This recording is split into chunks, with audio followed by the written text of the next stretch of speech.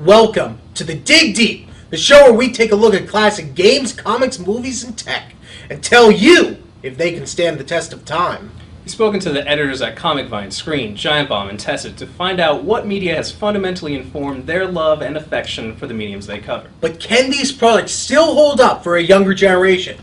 Or have the ravages of time nullified these products' ability to inspire? Let's find out!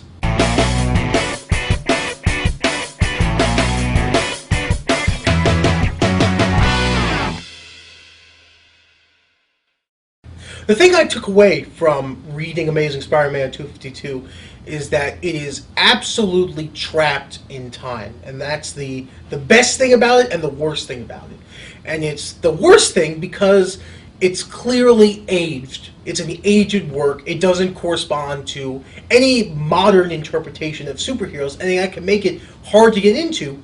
But at the same time, it's so trapped in that environment that it's sort of weird picking on it. Yeah, right. I mean, everything from the art style, from the dialogue.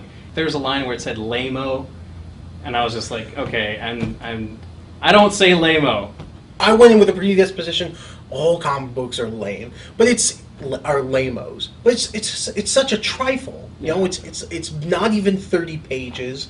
And it's also a comic where not a lot happens. There's not a lot of action. It's Spider-Man returning from this alternate dimension and playing with his suit and finding all the weird things that the suit can do, like store his wallet in his crotch or attach himself to or turn into a turtleneck. Yeah, when I got into the crotch pocket, oh my god, I was just... What kind of put me off a little bit is that I envisioned Peter to be young in high school, just like in the films, or even in the cartoon. In the cartoon, he wasn't like a kid, but he wasn't so old. And maybe that stubbly beard. It's his space beard. It's that space beard that makes him look older. And I was just, what the hell? And he also has that like thick, flowery, curled hair that is just luxurious. It's so strange because it's so easy to pick on for so many. It's so outdated.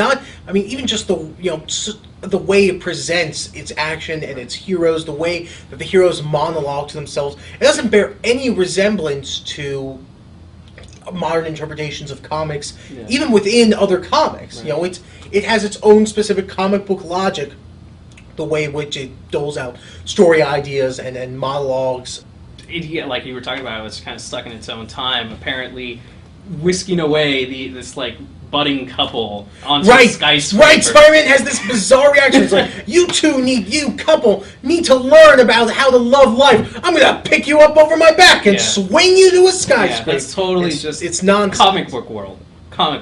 There's no sense of grounded reality in this comic. I think I can say for both of us, we came into this comic with different contexts. Right. And now we have Spider-Man's original context. Yeah. And at least we can see that. Even if we don't necessarily appreciate it, like, at least I know where that comic series has come from. I'm not saying I would necessarily read more Spider-Man, but at least I see where some of that stuff is coming from and how that's informed the way that hero has been interpreted for a modern generation. Yeah. Would you recommend it to us? Psychic turtlenecks. Yeah. Okay, that's one thing. I'd recommend a psychic turtleneck. Psychic turtlenecks.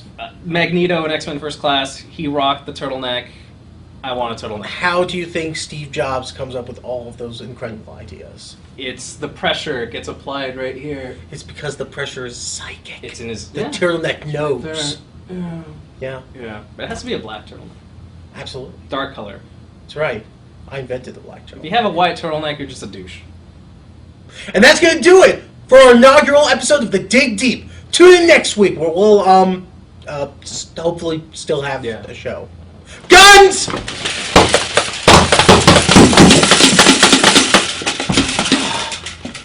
We better have a show. Yeah.